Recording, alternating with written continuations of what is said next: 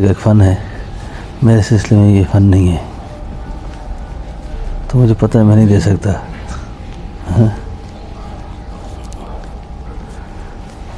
سمجھو. تو مجھے کہنے لگے کہ یہ چیزیں سلب کرو. حالانکہ وہ میرے شیخ تھے، انہوں نے مجھے اجازت دی. چشتیہ سلسلے میں بہت باکمال آدمی تھا.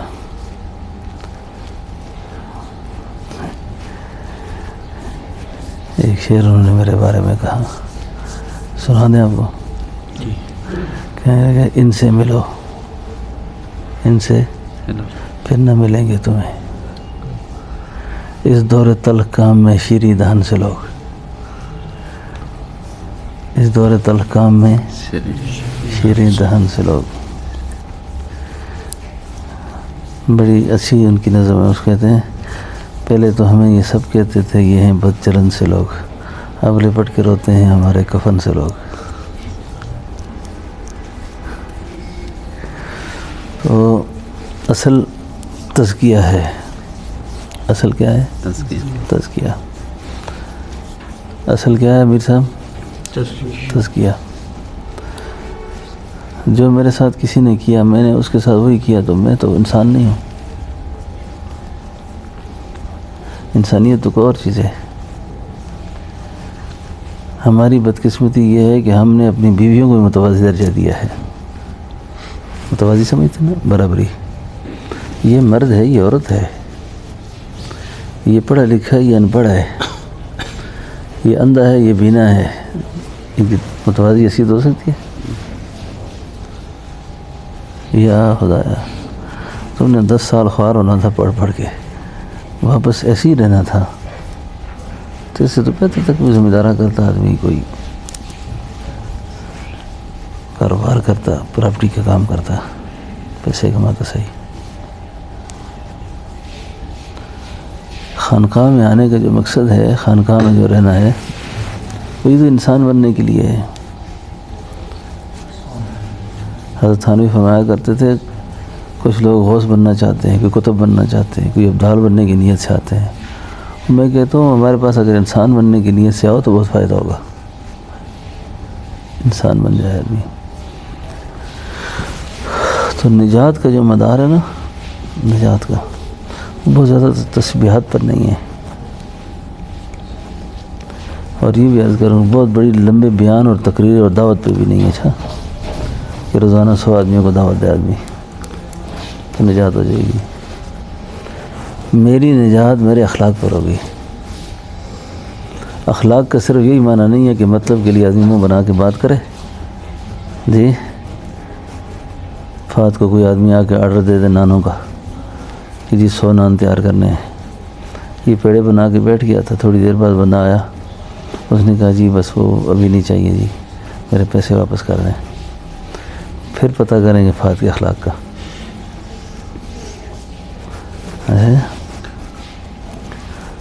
جب طبیعت پر، مزاج پر رد آئے، اس وقت اس بندے کی کیا کیفیت ہے.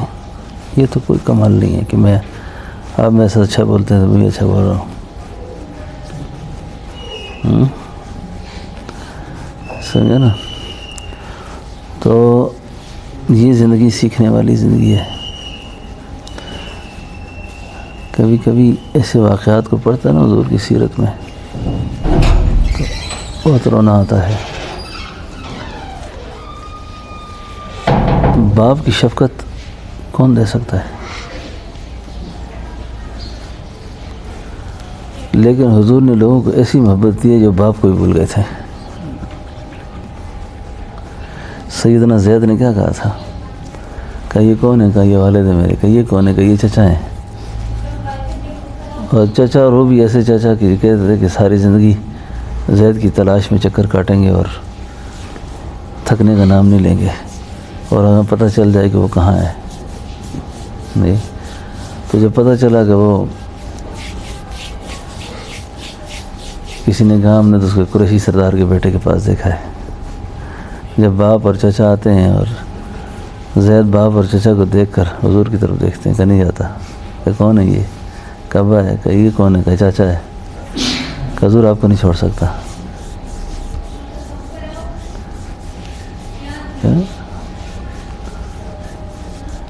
تو بھئی حضور کے اخلاق کا کوئی نہ کوئی حصہ تو ہونا چاہیے. بھری مسجدوں کے نمازی، 5 وقت تہجد، تسبیحات، سب تبلیغ، سب سارے کام، لیکن دل الجھا ہوا ہے کسی رشتہ دار کے ساتھ کہ اس کو کیسے ٹھیک کروں گا. انتقام کا کوئی موقع ہاتھ سے نہیں جانے دیتا آدمی. دسیں گے بزرگی دو سڑیا پوچھ بھائی سڑے خزر اٹکے یہ دعوی جزا ڈیر بہادر ہیں. ہاں تو اس لیے اللہ جل شانہ سے اس کے التجا کرے خاص طور پر کہ ہماری نجات اس چیز سے ہوگی کہ ہمارا سینہ جو ہے نا، ہمارے ایک بزرگ تو فرماتے تھے یہ تو اللہ کے رازوں کا دفینہ ہے، یہ اللہ کے رازوں کا دفینہ ہے، اس میں تو اللہ کے راز ہیں.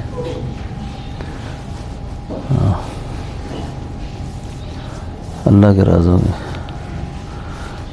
ہمارے حضرت صاحب کے خلفاء میں ایک شخصیت گزری ہیں، حاجی محمد اعظم رحمۃ اللہ علیہ. وہ فرماتے تھے یہ سینہ یہ تیرے رازوں کا دفینہ ہے. حضرت اس طرح پڑھا کرتے تھے یہ سینہ تیرے رازوں کا دفینہ ہے، اسے رازدار خود بنا دے، اسے رازدار خود بنا دے. حضرت صاحب کی بڑی محبت تھی نا، تو اس نے ایک شعر کہا حضرت کے بارے میں. اس نے کہا خدایا میرے شیخ طریقت کو صدا کونین میں ذل ہما دے. ذل ہما مطلب ایسا پرندہ نا جس کا کہتے ہیں سایہ پڑ جائے تو اسے موت نہیں آتی، اسے موت نہیں آتی. خدایا میرے شیخ طریقت کو صدا کونین میں ذل ہما دے. یہ اس کا اپنا تخیل ہے، محبت ہے. تو یہ سینہ اللہ کے رازوں کا دفینہ تب بنے گا کہ سینے میں ماں سوا نہیں ہوگا نا. کیا نہیں ہوگا؟ اب ماں سوا کیا ہے؟ ماں سوا ہر وہ ہے جو اللہ کا غیر ہے، بس اللہ کا غیر ہے. اللہ کے غیر کی تعریف ہم نے سمجھی نہیں ہے کہ اللہ کا غیر ہے کیا چیز ہے. اللہ کا غیر کیا ہے؟ ہر وہ چیز جس سے اللہ نے منع کی اللہ کا غیر ہے بس. اور آپ اپنا احتساب بیٹھ کے کیا کریں کہ ان میں سے کتنے اجزاء ہمارے پاس ہیں اور کتنا غیر ہمارے اندر سے نکلا ابھی تک، کتنا غیر نکل گیا ہے. غیر نکل گیا ہے، نہیں نکلا، کتنا نکلا ہے، کتنا باقی ہے. تو اس لیے مومن کے لیے کوئی تنہائی یا مجمع جلسہ وہ نہیں، وہ سب ایک جگہ ایسے ہی ہوتے ہیں. ان کی زندگی بے تکلف ہوتی ہے، پرتکلف نہیں ہوتی، تصنع نہیں ہے، بناوٹ نہیں ہے.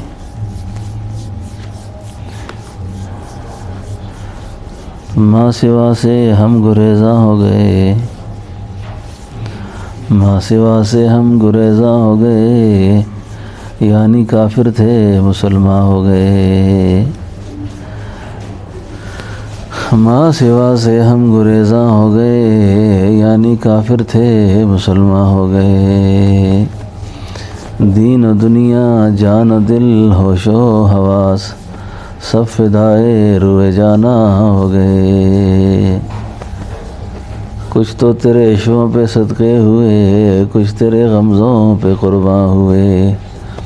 خنجر ابروک سے جو بچ کر چلے، وہ شہید تیغ مژگاں ہو گئے. خاک میں مل گئے ہم لیکن نثار، اب تو لائق پابوں سے جانا ہو گئے. ابھی مجھے خیال آ رہا تھا تھوڑی دیر پہلے، زندگی کی خوش قسمت ترین دور جو گزارا ہے نا، بہت اچھا وقت، اب بھی اچھا وقت ہے. یہ وہ وقت تھا کہ جن کی باتیں میں آپ سے کر رہا ہوں، پورے اندر کی یقین سے کہتا ہوں کہ شاید کہ ایسے لوگ اب دنیا میں ہوں، اور یہ شکر ہے کہ ان کو ہم نے دیکھا ہے. پھر بھی کم تھا گرچہ تیری ذات سے پایا بہت، تو رخصت ہوا تو دل کو یہ خیال آیا بہت. یعنی جن کے پاس بیٹھ کر کچھ اندر کی دنیا میں آگ محسوس کرتا تھا آدمی، تپش پھلکتی تھی. ٹھنڈی مجلسیں نہیں تھی، بے ذوق مجلسیں نہیں تھی. کیا مجالس تھی جی، کیا خوب مجلسیں تھیں. شیخ نثار فتحی صاحب رحمۃ اللہ علیہ تشریف لائے، کراچی سے آتے تھے نا حضرت کی خدمت میں. آخری زندگی میں ان سے بیعت ہوئے تھے. عمر بھی تقریباً اس کے برابر ہی تھی، 80 85 90 سال کے لگ بھگ تھے.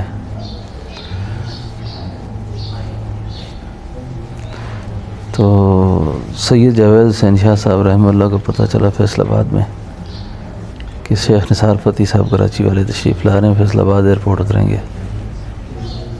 انہوں نے دیکھا نہیں تھا ان کو، صرف سنا ہوا تھا. اور ان کی منزل کی روال جانا انہوں نے حضرت کے پاس.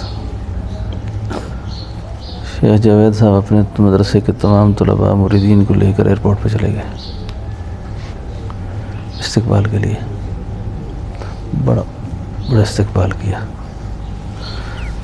جامعہ عبیدیہ میں لایا. انہوں نے کہا میں تو ادھر جا رہا ہوں. کہا نہیں حضرت آئے ہیں تو کچھ وقت ٹھہرے ہمارے پاس. کہتے ہیں کہ مجھے کہنے لگے ادھر آئے تو بڑے خوش تھے. میں کہ خیریت حضرت؟ فرمایا فیصل آباد شہر میں جتنے کھانے بن سکتے تھے شاہ جی نے مجھے اتنے کھانے پیش کیے، اتنے کھانے، اور جو کچھ میسر تھا ان سے وہ سارا پیش کیا. اور اب میں ان کو لے کر جب گیا نا گیروال، تو حضرت صاحب رحمۃ اللہ علیہ باہر تشریف لائے تھے ان کے استقبال کے لیے. معذوری کے باوجود بیٹھے ہوئے تھے پتھر پر لاٹھی ٹیک کر. تو جب یہ آئے نا تو حضرت نے یہ سنتا اونچا سنتے تھے. فرمایا فیصل آباد آئے تھے آپ؟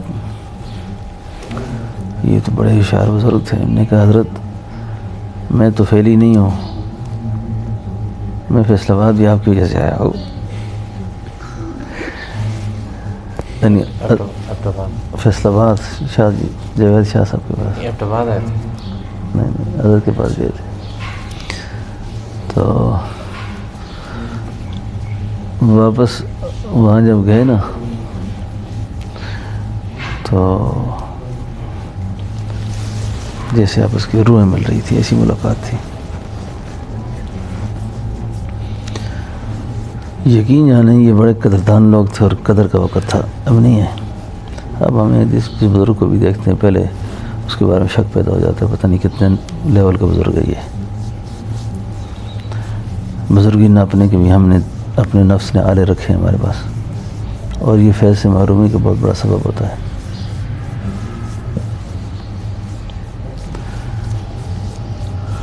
تو حضرت بڑے خوش ہوئے. بس پھر فرمایا مجھے کہ یہاں ان کے مناسب انتظام نہیں ہے ہمارے پاس ادھر، تو ایسا کرتے ہیں کہ آپ کے پاس چلتے ہیں، ادھر ہی آ جاتے ہیں. تو میں کہ ٹھیک ہے. پھر ادھر تشریف لائے. 1 ہفتہ قیام کیا.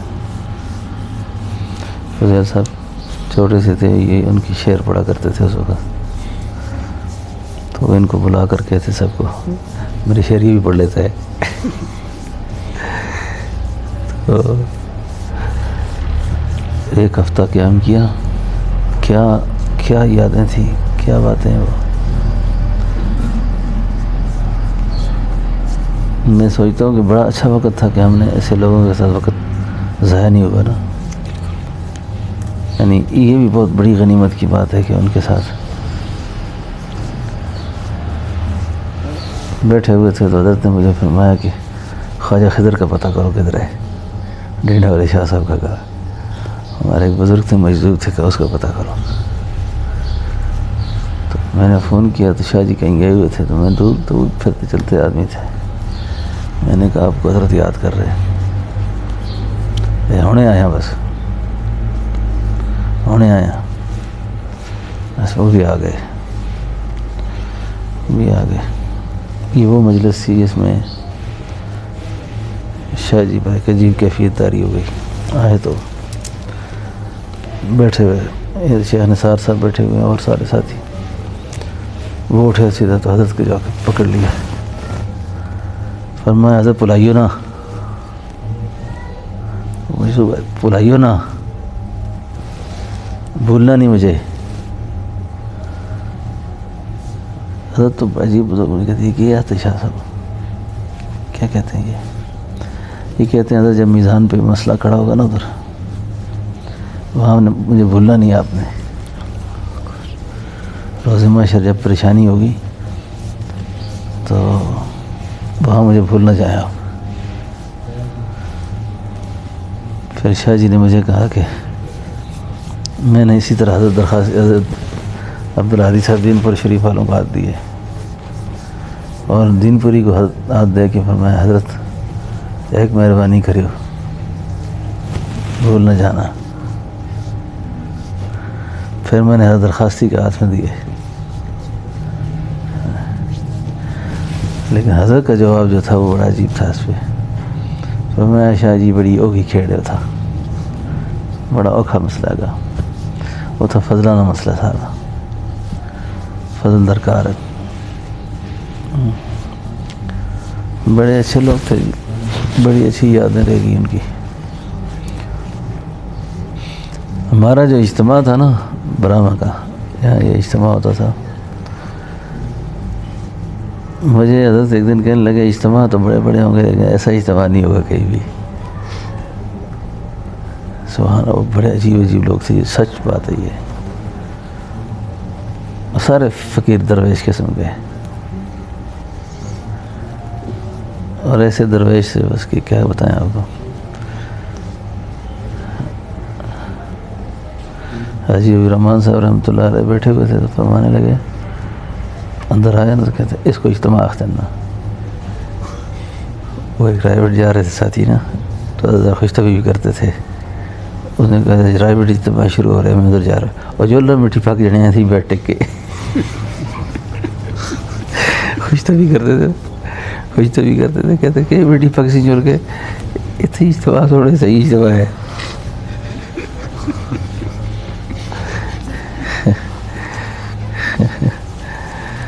سبحان اللہ، کیسے کیسے لوگ تھے.